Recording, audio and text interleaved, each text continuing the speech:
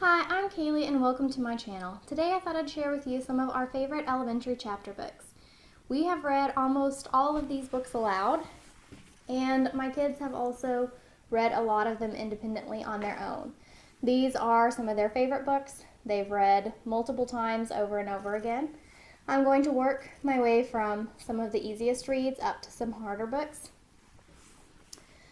So, beginning with some of the easiest ones, these are the Narwhal and Jelly books. These are set up like a comic book, and they're very fun to read. The kids think they're hilarious and love reading them over and over again. They're not exactly chapter books, but it has like different books inside of it, and we have really enjoyed these.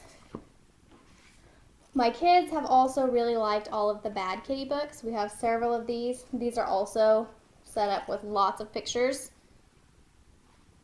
and very little words, so it's very good for beginning readers.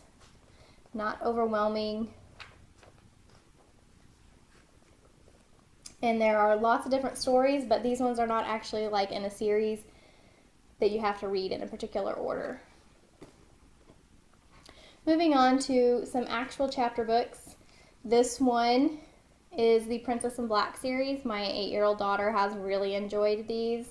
They have a lot of pictures in them, so they're really great for beginning chapter books.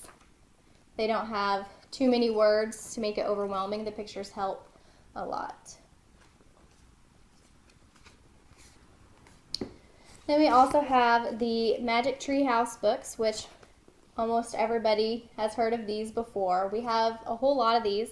We read a lot of them aloud when my son was younger, and he also read a lot of them on his own. He has enjoyed these a lot, that he's read several of them multiple times. My daughter is just now getting to the age where she can now read these on her own, or her reading abilities are just now getting there, so I think she'll be reading a lot of these for school this year.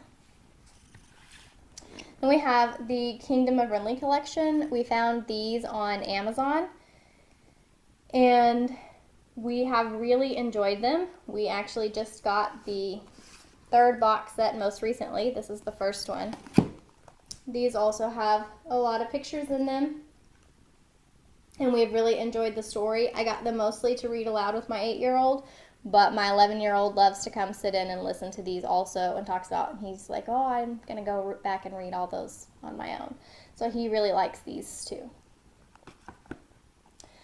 And my daughter also really enjoys these Sophie Mouse books. We have read these all aloud, and then she has also read them on her own. I think it definitely helps her if we've read the book aloud first for her to be able to go back and then read it on her own.